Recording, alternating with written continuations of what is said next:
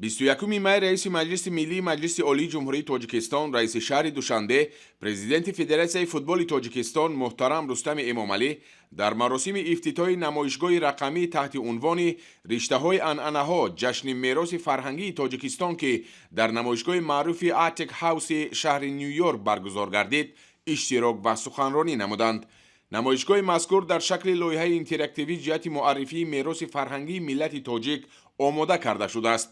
дар даромадгоҳи намоишгоҳи Attic House зери оҳанги ҷаззобу дилнишини сози миллии чанг, маҳсули дасти ҳунармандони моҳиру хушзавқи тоҷик, сару либоси миллӣ аз ҷумла гулдузии чакан, ҳунари кандакорӣ дар чӯб, нонҳои хуштам, асбобҳои қадимаи рӯзгор, расму мусаввараҳо ва дигар маҳсулоти ватанӣ ба маърази тамошо гузошта шуд.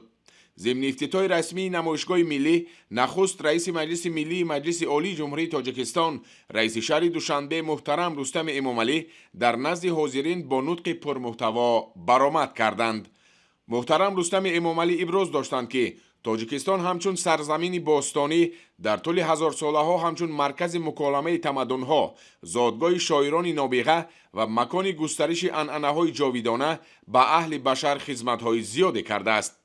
با قناعتمندی ذکر کرده شد که تاجیکستان مکان یک قطار یادگاری های میراث عمومی جهانی یونسکو از جمله شهرک باستانی سرزم، باغ ملی تاجیکان در پامیر، ممنوعگاه بیشه پلنگان و دالان زرافشان قراقوم می باشد.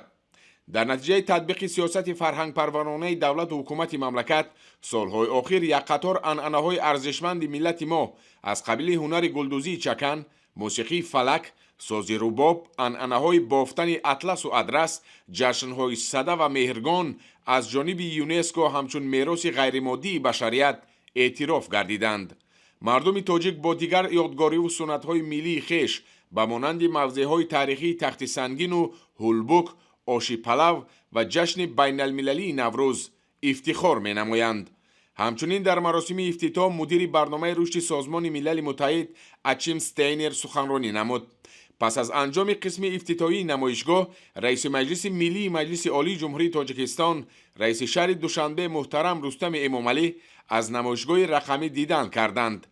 در مجموع نمایشگاه مذکور بازگوی تاریخ و تمدن باستانی، فرهنگ پرغناوت، احیای هنرهای قدیمه مردمی، عنعنه و ارزش‌های والای معنوی ملت تاجیک و شهادت از هنرمندی و بنیادکاری، میهندوستی و سازندگی و تمدن آفر بودن ملت تاجیک گردید. مورد به ذکر خاص است که در همایش مذکور نمایندگان بیش از 50 کشور دنیا اشتراک نمودند.